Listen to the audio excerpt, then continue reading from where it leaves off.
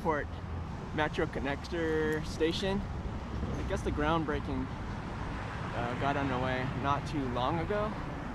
I believe construction was supposed to have begun in May, but regardless, it's happening now.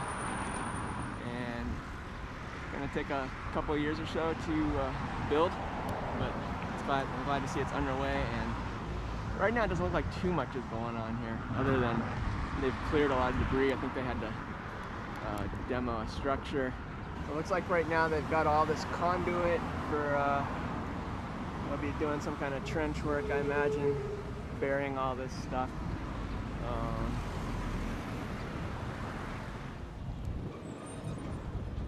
Okay. Here we have the office where all the blueprint reading and things happen. And you can see this people mover rail line that moves across, makes its way across Aviation to the next stop being which will be here if you want to go on Metro, or continue on to the Conrack station for your rental car. Here you can see some of that rubble from, I guess, groundbreaking. It's a $900 million project, but a very important one, as it will connect you from LAX and the APM to get you to Metro, and get you to your city of choice.